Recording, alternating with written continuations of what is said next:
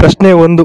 ರಕ್ಷಿತಾಳ ಎಳೆ ನಿಂಬೆಕಾಯಿ ದೊಡ್ಡ ಕುಂಬಳಕಾಯಿ ಹೇಗೆ ಆಯಿತು ಅಂತ ಒಂದು ಕುತೂಹಲದ ಪ್ರಶ್ನೆ ಸ್ನೇಹಿತರೆ. ದೊಡ್ಡ ಕುಂಬಳಕಾಯಿ ಆಗಬೇಕು ಅಂದರೆ ಅದಕ್ಕೆ ಹಿಂದೆ ಮುಂದೆ ಏಟು ಸರಿಯಾಗಿ ಬಿದ್ದಿದೆ ಅಂತಲೇ ಅರ್ಥ ಸ್ನೇಹಿತರೆ. ಪ್ರಶ್ನೆ 2. ಅಷ್ಟೊಂದು ದೊಡ್ಡ ಕುಂಬಳಕಾಯಿಗೆ ಬ್ರಾ ಹಿಡಿಸುತ್ತಾ ಅಂತ ಇಲ್ಲಿ ಒಂದು ಕುತೂಹಲದ ಪ್ರಶ್ನೆ. ಹಿಡಿಸುತ್ತೆ, ಏಕೆಂದರೆ ದೊಡ್ಡ ಕುಂಬಳಕಾಯಿ ಇರುವವರೆಲ್ಲ ಸ್ಪೋರ್ಟ್ಸ್ ಬ್ರಾ ಹಾಕ್ತಾರೆ, ಅದಕ್ಕೆ ಹಿಡಿಸುತ್ತೆ. ಪ್ರಶ್ನೆ 3. ಇಂಥವರ ಕೆಳಗಿರುವ ಕೆಂಪು ಪಕೋಡಗಳು ಹೇಗಿರ್ತವೆ ಅಂತ. ಅಂದರೆ ದಪ್ಪ ದಪ್ಪ ಕುಂಬಳಕಾಯಿ ಇರ್ತವಲ್ಲ, ಅದಕ್ಕೋಸ್ಕರ ಕೆಳಗಡೆ ಇರೋದು ಸಾಮಾನು ಹೆಂಗಿರುತ್ತೆ ಅಂತ. ಪೂರಿ ಥರ ರಸ ತುಂಬಿಕೊಂಡು ಊದಿಕೊಂಡಿರುತ್ತೆ ಅಂತ ಉತ್ತರ.